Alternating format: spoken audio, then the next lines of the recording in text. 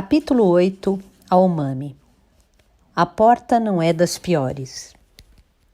Nas 2 semanas seguintes, ninguém visitou Aomami, com exceção daquele pessoal silencioso que fazia a reposição nas terças-feiras à tarde. Mesmo aquele homem que dizia ser o cobrador da NHK e que prometera voltar sem falta, não apareceu mais. A despeito de, naquela ocasião, sua voz delatar uma resoluta animosidade. Ao menos foi assim que aquela voz ecoou aos ouvidos de Aomami. No mínimo, ele devia estar ocupado fazendo outra rota. Aparentemente, os dias transcorreram tranquilos e sossegados. Nada aconteceu, ninguém apareceu nem telefonou. Por uma questão de segurança, Tamaro restringia ao máximo as ligações. Aomami sempre mantinha as cortinas fechadas, procurava não dar sinais de sua presença e ficava quieta em seu canto, evitando chamar a atenção das pessoas. Ao anoitecer, acendia poucas luzes, apenas o mínimo necessário. Tomava também o máximo de cuidado para não fazer barulho enquanto se exercitava com cargas pesadas nos aparelhos e, diariamente, além de limpar o chão com esfregão, dedicava um bom tempo para preparar as refeições. Praticava espanhol em voz alta, com fitas cassetes de conversação nesta língua. Ela pediu para Tamaro que as mandasse junto com os demais objetos de reposição. Os músculos ao redor da boca começam a atrofiar quando se fica muito tempo sem conversar. Para evitar isso, é necessário movimentar exageradamente a boca e, nesse sentido, nada melhor que treinar uma língua estrangeira. Aomami nutria havia tempo uma fantasia romântica em relação à América Latina. Se pudesse escolher um destino para ela, optaria por viver num pequeno e pacífico país como a Costa Rica. Alugaria uma pequena cabana na praia e passaria o dia todo nadando e lendo livros, desde que não esbanjasse dinheiro em coisas supérfluas. Com um montante que levava em sua mala, poderia viver por uns 10 anos. Eles provavelmente não se dariam ao trabalho de persegui-la até Costa Rica. Enquanto praticava espanhol, Aomami imaginava como seria levar uma vida tranquila e sossegada nas praias da Costa Rica. Será que Tengo fazia parte desse seu sonho? Ela fechava os olhos e imaginava os dois tomando sol nas praias do Caribe. Ela com um minúsculo biquíni preto, óculos de sol e de mãos dadas com Tengo. Mas essa cena carecia de senso de realidade capaz de fazer o coração palpitar de emoção. Era apenas uma cena típica das fotos de propaganda turística. Quando não lhe ocorria nada para fazer, Aomami limpava a arma. Conforme instruções do manual, desmontava a Heckler & Koch em várias partes, limpava cada peça com um pano e uma escova, passava óleo e a remontava. Por fim, verificava se todos os mecanismos estavam em perfeito estado de uso. Uma tarefa que ela realizava com destreza. A arma era como parte de seu corpo. Por volta das 10 horas, costumava ir para a cama, lia algumas páginas e dormia. Desde que se entende por gente, ela nunca sentiu dificuldades para dormir. Enquanto seus olhos acompanhavam as letras impressas, naturalmente, começava a sentir sonolência. Apagava a luz da cabeceira, apoiava o rosto no travesseiro e fechava os olhos. A não ser em casos excepcionais, seus olhos somente reabriam na manhã do dia seguinte. Ela não sonhava muito. Quando sonhava, não se lembrava de quase nada ao acordar. Às vezes, algumas cenas ficavam enroscadas na parede de sua consciência, mas de tão vagas e fragmentadas era impossível resgatar o fio condutor do sonho, a não ser de forma desconexa. O seu sono era profundo e os sonhos jaziam num local igualmente profundo, como os peixes que habitam o fundo dos oceanos, impossibilitados de vir à superfície. E mesmo que consigam emergir, com a pressão da água, perdem as suas formas originais. Mas desde que passara a viver naquele esconderijo, ela sonhava praticamente todas as noites. Os sonhos eram nítidos e cheios de realidade. Ao acordar no meio da noite, durante um bom tempo não conseguia discernir se estava no mundo real ou sonhando. Até então, Aomami nunca tivera uma experiência como aquela. Ela olhava o relógio digital da cabeceira. Os números indicavam 1h15, 2h37 ou 4h07. Fechava os olhos e tentava dormir novamente, mas o sono custava chegar. 2 mundos diferentes disputavam silenciosamente sua consciência, como no estuário em que ocorre o confronto entre o fluxo das águas do mar e o curso das águas do rio. Não há o que fazer, pensava Umami. Se nem consigo assegurar que este mundo com 2 luas em que vivo é de fato real, qual o problema de dormir, sonhar e não conseguir discernir se o sonho é ou não real? Matei vários homens com as minhas próprias mãos. Um bando de fanáticos está à minha procura e preciso ficar escondida. É natural que eu me sinta tensa e com medo? Minha mão ainda sente os resquícios de ter matado alguém. Talvez eu nunca mais durma tranquilamente. Uma responsabilidade que devo assumir. É o preço a pagar. Os sonhos que tinha e que conseguia se lembrar podiam ser classificados em 3 categorias. O primeiro era um sonho com trovoadas. O quarto está envolto na escuridão e os trovões ribombam incessantemente, mas sem relâmpagos. Era como aquela noite em que matou o líder. Alguém está no quarto. A Umami está nua, deitada sobre a cama, e alguma coisa está vagando ao seu redor. Essa coisa se move devagar e cautelosamente. O capete é grosso e o ar está denso e estagnado. Os vidros da janela vibram com a trovoada. Ela sente medo. Ela não sabe o que pode estar lá. Pode ser uma pessoa ou um animal, ou algo que não seja nem homem nem animal.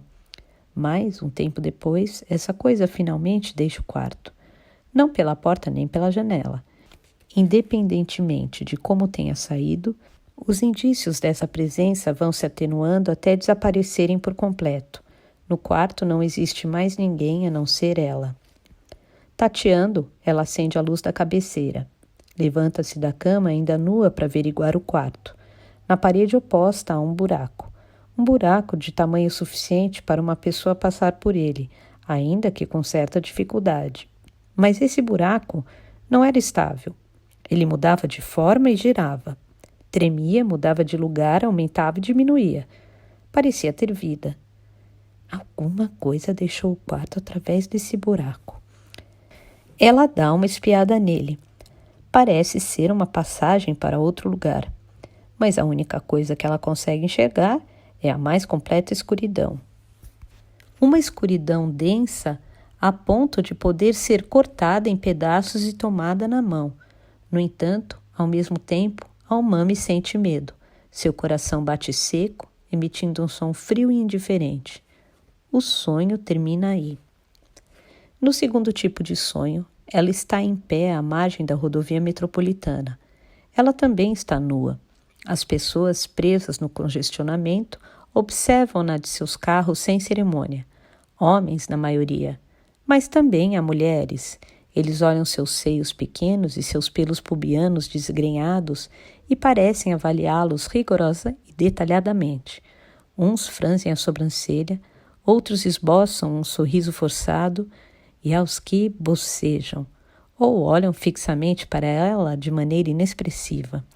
Ela quer cobrir o corpo com alguma coisa, quer tampar pelo menos os seios e os pelos pubianos, cobri-los, nem que seja com um pano ou um jornal, mas não encontra nada ao redor.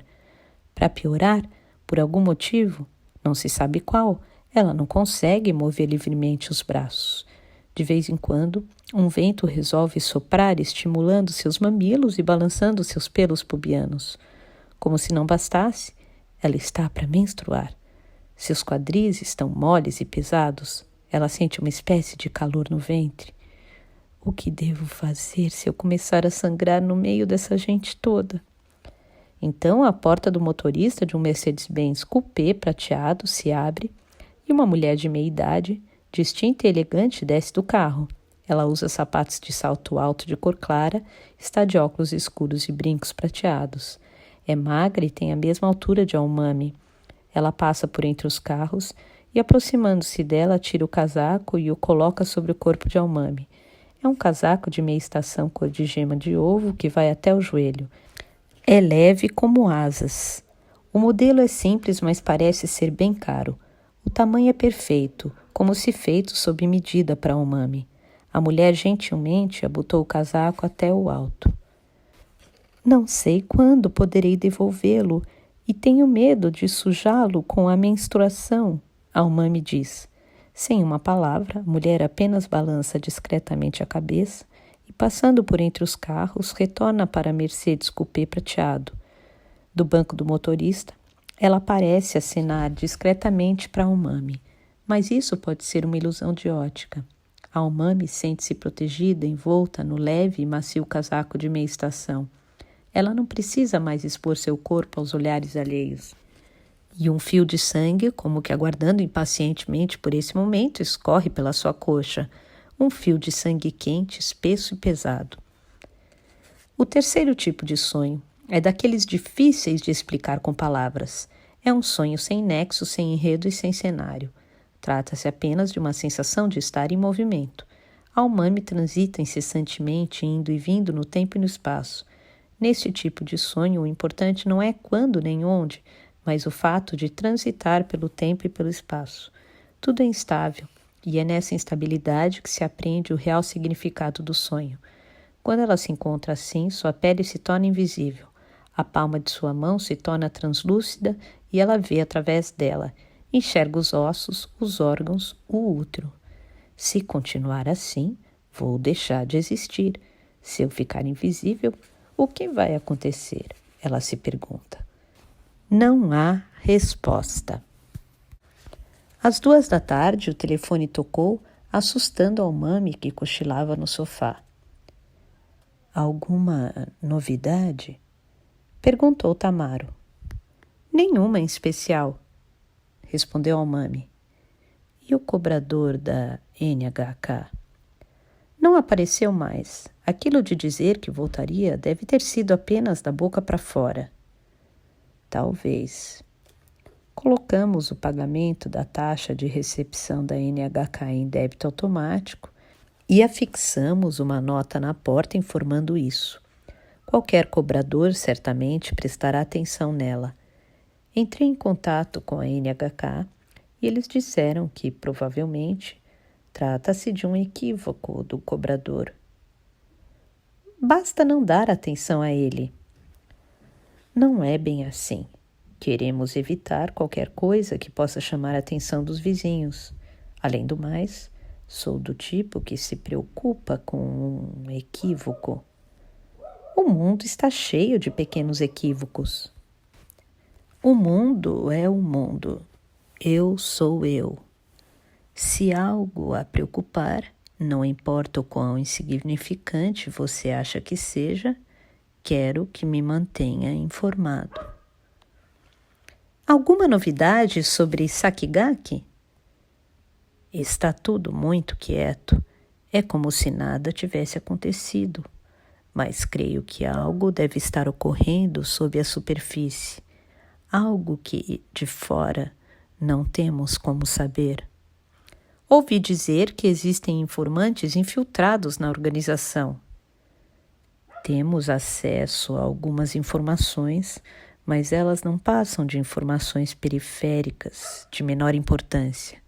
Parece que a pressão é grande e eles estão extremamente cuidadosos. A torneira está bem fechada. Mas que continuam atrás de mim, disso não há dúvidas, não é?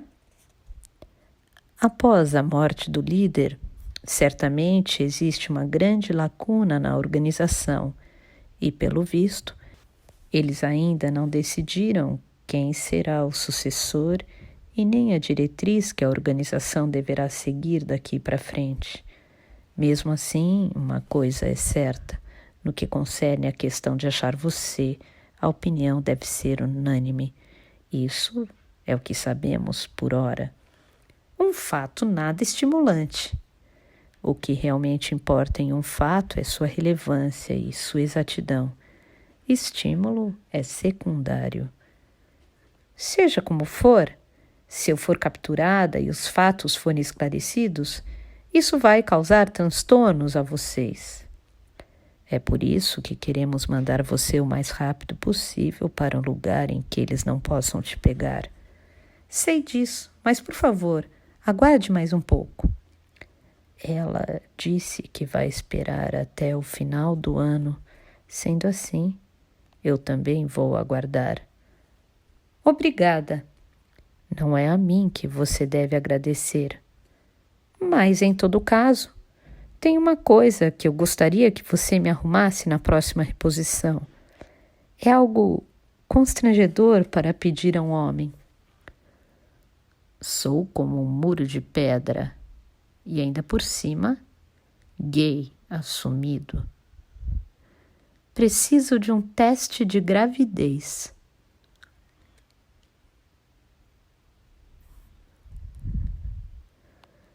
Houve um silêncio. Um tempo depois, Tamaro disse: Você acha que há um motivo para fazer este teste? Não se tratava de uma pergunta. Por isso, Almami não respondeu. Você acha que está grávida? Indagou Tamaro. Não é bem isso. Algo girava rapidamente dentro da mente de Tamaro. Se prestasse atenção, o som poderia ser capturado. Você não acha que esteja grávida, mas precisa do teste de gravidez? Isso mesmo. Para mim, soa enigmático. Desculpe, mas por enquanto só posso dizer isso. Pode ser daqueles testes bem simples, vendidos em farmácias. Se puder me mandar um livro sobre o corpo da mulher e o ciclo menstrual, agradeceria muito. Tamar manteve-se novamente em silêncio, um silêncio denso.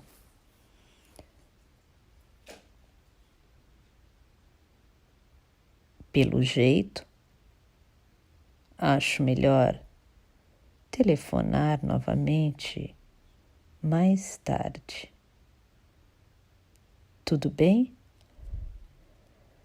Tudo bem.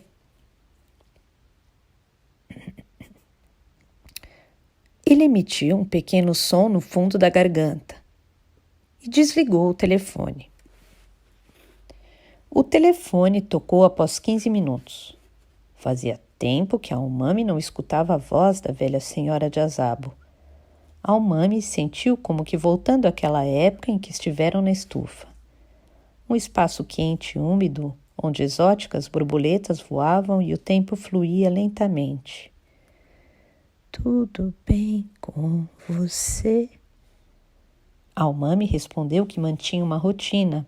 A velha senhora quis saber um pouco mais sobre essa rotina. E Almami contou-lhe resumidamente o seu dia a dia, que incluía a ginástica e o cuidado em preparar as refeições.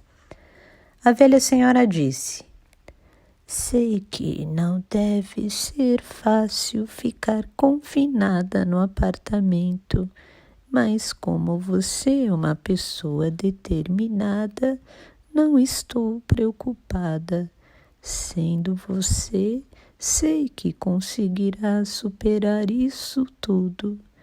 Gostaria que saísse o quanto antes daí, mudando-se para um local mais seguro. Mas se você insiste em ficar, ainda que não saibamos o motivo, de nossa parte, na medida do possível, respeitaremos sua vontade. Sou grata por isso. Não, eu é que devo agradecer. Você realizou um excelente trabalho.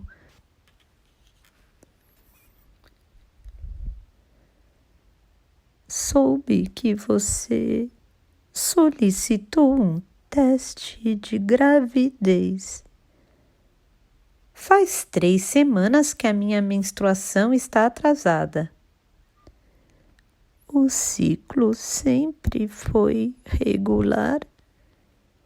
desde que começou aos 10 anos, a cada 29 dias, sem falhar.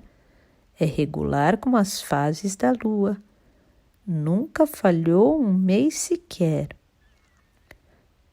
A situação em que você se encontra não é comum. Em casos assim, o equilíbrio emocional e o ritmo do corpo podem sofrer alterações. A possibilidade de o ciclo se interromper temporariamente e vir a falhar não seria plausível. Nunca me aconteceu antes, mas é possível. Segundo Tamaro, você não sabe como poderia ter engravidado. A última relação sexual que tive foi em meados de junho. Depois disso, nunca mais. Mesmo assim, você acha que há uma chance de estar grávida? Há alguma evidência para levantar essa hipótese? Algo além da menstruação atrasada? Eu apenas sinto. Apenas sente. É algo que sinto dentro de mim. Você sente que está grávida? Uma vez a senhora comentou sobre os óvulos. Foi naquela tarde em que fomos visitar Tsubasa, lembra-se? A senhora disse que a mulher nasce com uma quantidade fixa de óvulos. Lembro. Se não me engano, comentei que uma mulher possui cerca de 400 óvulos e que mensalmente libera um. Pois então, tenho a nítida sensação de que um de meus óvulos foi fecundado. Não sei se essa palavra, sensação, é a mais adequada para expressar o que sinto.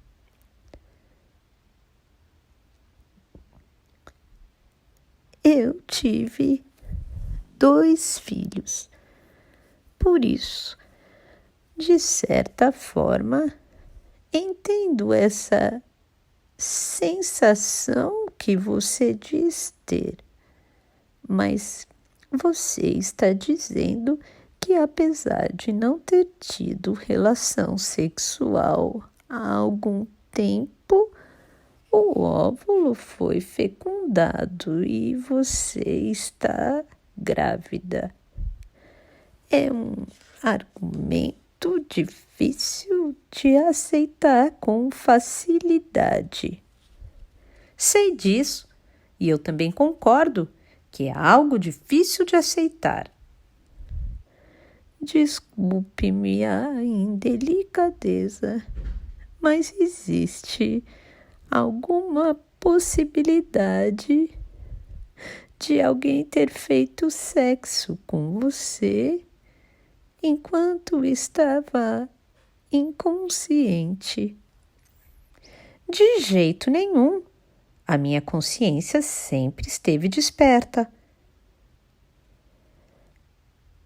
Sempre considerei você uma pessoa calma e coerente. Pelo menos é assim que tento ser. Mesmo assim, você acha que pode estar grávida sem ter tido relação sexual? Acho que existe essa possibilidade, concretamente falando. É claro que o fato em si não faz nenhum sentido. Entendi. De qualquer modo, vamos aguardar o resultado. O teste de gravidez será entregue amanhã junto com os produtos de reposição, no horário combinado. Por precaução, mandarei vários tipos de teste. Muito obrigada. Caso você esteja grávida, quando você acha que aconteceu? Creio que foi naquela noite tempestuosa em que fui ao Hotel Okura.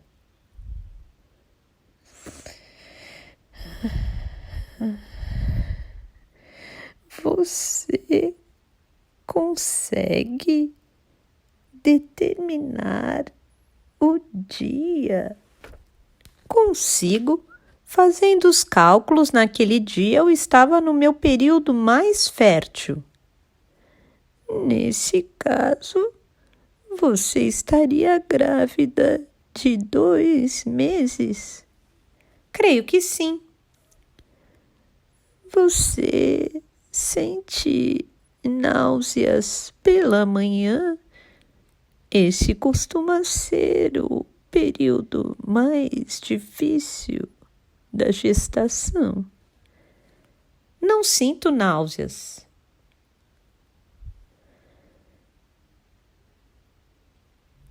Se você fizer o teste e comprovar que está grávida, como você vai reagir?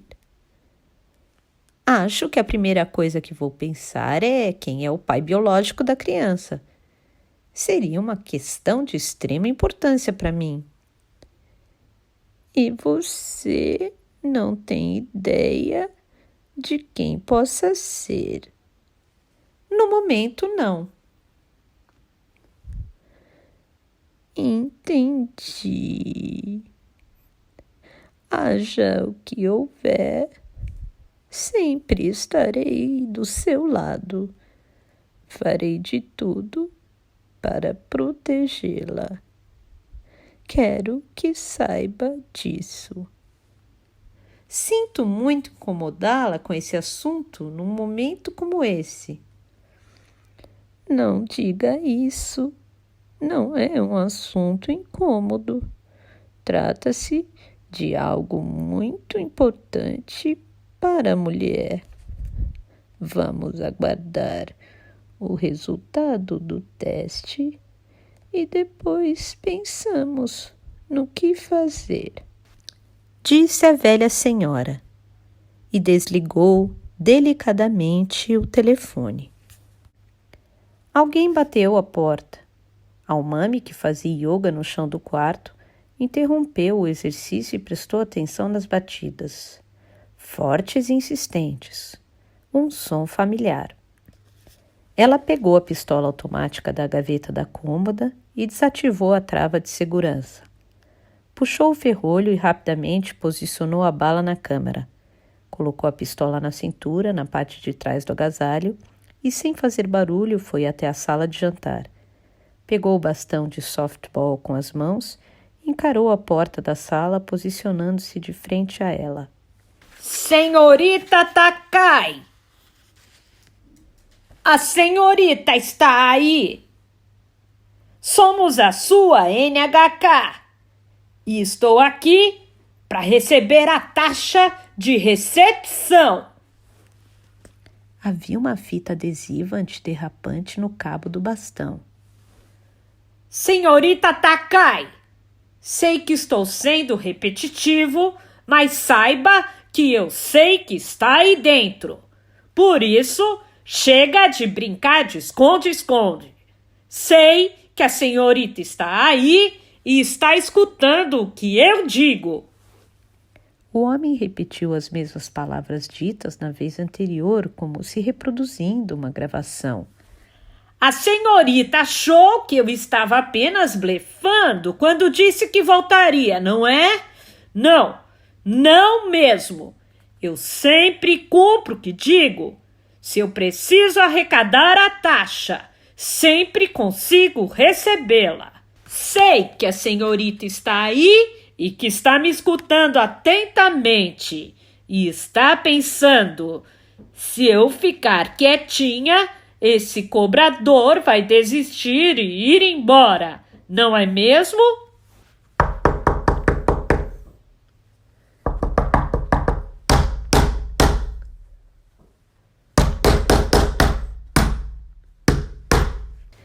Durante algum tempo, ele continuou batendo na porta com força, umas 20 a 25 vezes. Como será que é a mão desse homem? Pensou Almami. Por que não toca a campainha? E também deve estar pensando: esse homem deve ter uma mão muito forte. Será que ela não dói de tanto bater na porta? Deve também estar se perguntando por que bato na porta em vez de apertar a campainha, não é? Almami, sem querer, esboçou uma careta. O cobrador prosseguiu. Pois então, eu prefiro não ter de tocar a campainha. Se eu tocar a campainha, o único som que sai é o do ding-dong. Não importa quem a toque, o som produzido é sempre o mesmo, padronizado e inofensivo. Já a batida tem personalidade. Como a pessoa usa força física para bater na porta, o ato em si está impregnado de emoção. É claro que a mão chega a doer. Afinal, não sou um Iron Man 28. Mas isso não tem jeito. Essa é a minha profissão. E uma profissão, não importa qual, deve ser respeitada sem distinção. Não é mesmo, senhorita Takai?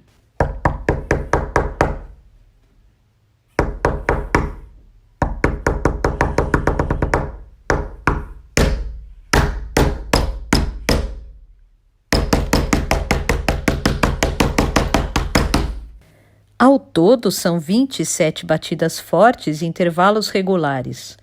O suor começa a brotar na palma das mãos de Almami, segurando firmemente o bastão metálico. Senhorita Takai, a lei determina que as pessoas que recebem o sinal de transmissão da NHK precisam pagar a taxa de recepção. Não tem jeito, são as regras deste mundo. Poderia, por favor, fazer o obséquio de pagá-la? Eu não fico batendo na porta porque gosto e creio que a senhorita também não quer continuar passando por essa situação desagradável, não é? Em algum momento, a senhorita deve ficar indignada e se perguntar: por que eu? Por que tenho de passar por todo esse constrangimento? Por isso, que tal fazer o obséquio de pagar a taxa de recepção? Se assim o fizer, sua vida voltará a ser tranquila como antes. A voz do homem ecoava pelo corredor, alta e nítida. Ele parece se divertir com a própria tagarelice, pensou Almami. Ele se diverte ridicularizando, caçoando e insultando as pessoas que não pagam a taxa de recepção. No jeito loquaz de lhe falar, Almami percebeu um nítido e perverso prazer. Senhorita Takai, devo admitir que a senhora é uma pessoa realmente teimosa. Confesso que estou admirado. A senhorita consegue se manter em silêncio como uma ostra incrustada nas profundezas do mar. Mas eu sei que a senhorita está aí, está do outro lado da porta, quietinha e olhando fixamente para o lado de cá. Está tensa e com suor a brotar nas axilas, não é?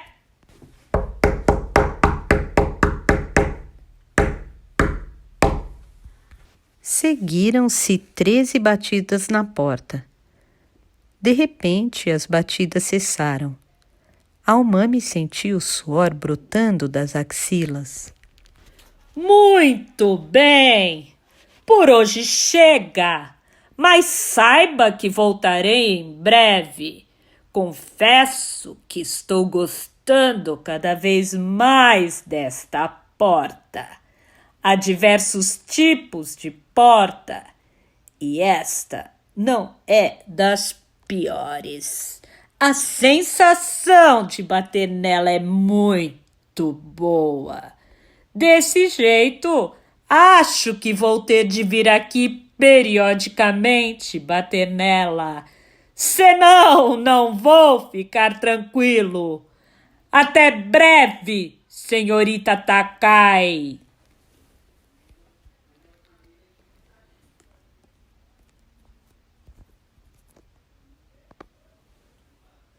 Após dizer isso, o silêncio passou a reinar. O cobrador parecia ter ido embora, mas não se ouviam passos. Pode ser que ele esteja fingindo e ainda continue em pé diante da porta. Almami segurou o bastão com mais força e decidiu aguardar mais 2 minutos. Ainda estou aqui! Achou que eu tinha ido embora? Pois então, ainda não fui. Menti! Desculpe-me, senhorita Takai, mas é que eu sou assim.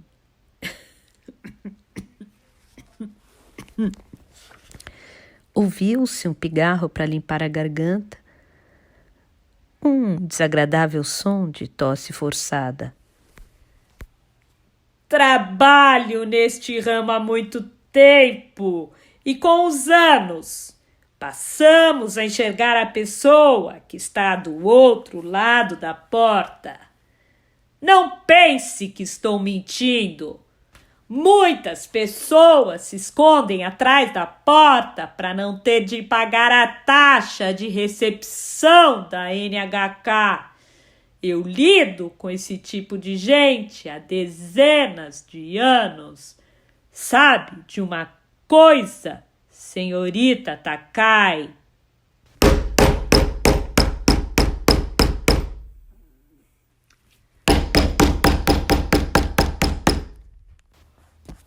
Pela terceira vez ele bateu na porta, dessa vez bem mais forte que das outras. A senhorita sabe se esconder muito bem, como uma solha que se cobre de areia no fundo do mar. Isso se chama mimetismo, mas não adianta fazer isso, pois não conseguirá fugir para sempre. Com certeza alguém vai chegar aqui e abrir a porta. É verdade, posso lhe garantir isso, como cobrador veterano da NHK. Por mais que a senhorita consiga se esconder habilmente, o mimetismo é apenas uma enganação. Não resolve nada. De verdade, senhorita Takai. Bem, agora está na hora de eu ir. Não se preocupe. Agora estou dizendo a verdade. Realmente vou embora, mas em breve estarei de volta. Se ouvir batidas na porta, saiba que sou eu. Passe bem, senhorita Takai.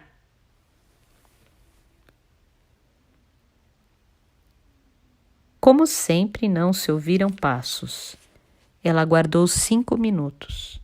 Em seguida, foi até a porta e apurou os ouvidos. Espiou pelo olho mágico e não viu ninguém no corredor. O cobrador realmente tinha ido embora.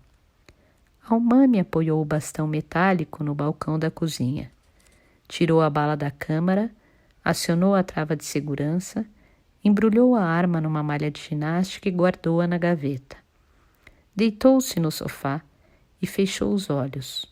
A voz do cobrador ainda ecoava em seus ouvidos. Mas não adianta fazer isso, pois não conseguirá fugir para sempre. Com certeza, alguém vai chegar aqui e abrir a porta. É verdade. Aquele homem não deve ser de Sakigake. Eles são discretos e agem mantendo uma distância segura. Eles jamais berrariam no corredor de um prédio e fariam insinuações para que o outro fique em estado de alerta. O jeito de eles agirem não era assim. Almami lembrou-se do rapaz de cabelo rente e do de rabo de cavalo. Eles chegarão de mansinho, sem fazer barulho. Ao se dar conta, eles estarão de pé, bem atrás dela. Almami balançou a cabeça, mantendo a respiração calma. Aquele homem deve ser realmente um cobrador da NHK. Mas o estranho é que ele não percebeu que existe um bilhete na porta informando que o pagamento é realizado via débito automático. Almami verificara a existência dessa nota no canto da porta. Pode ser que esse homem possua algum problema mental, mas mesmo assim, o que ele falava tinha um estranho senso de realidade. Ele parecia conseguir sentir a minha presença do outro lado da porta. Era como se farejasse habilmente o meu segredo ou parte dele. Mas ele não pode abrir a porta e entrar no apartamento. A porta precisa ser aberta pelo lado de dentro. E não pretendo abri-la. Não posso afirmar categoricamente isso. Pode ser que eu tenha de abrir a porta em algum momento. Se tenho a aparecer no parque infantil, certamente abrirei a porta sem hesitar e sairei correndo até lá, independentemente do que esteja me aguardando. Almami afundou o corpo na cadeira do jardim da varanda e, como sempre, observou o parque infantil por entre os vãos do parapeito. Sentados no banco, sob o pé de Zelkova, um casal de colegiais uniformizados discutia algum assunto aparentemente sério. Duas jovens mães cuidavam de seus filhos que brincavam na caixa de areia, crianças ainda em idade pré-escolar. Elas praticamente não tiravam os olhos das crianças e, mesmo assim, conversavam entretidas. Uma cena comum de um fim de tarde no parque. Almami observou durante um longo tempo o topo do escorregador onde não havia ninguém. Depois colocou a palma da mão sobre o ventre, fechou os olhos e tentou ouvir atentamente a voz. Não há dúvidas de que existe alguma coisa dentro de mim. Alguma coisa pequena e com vida. Ela sabia disso. Dota, ela diz em voz baixa. Masa, alguma coisa responde.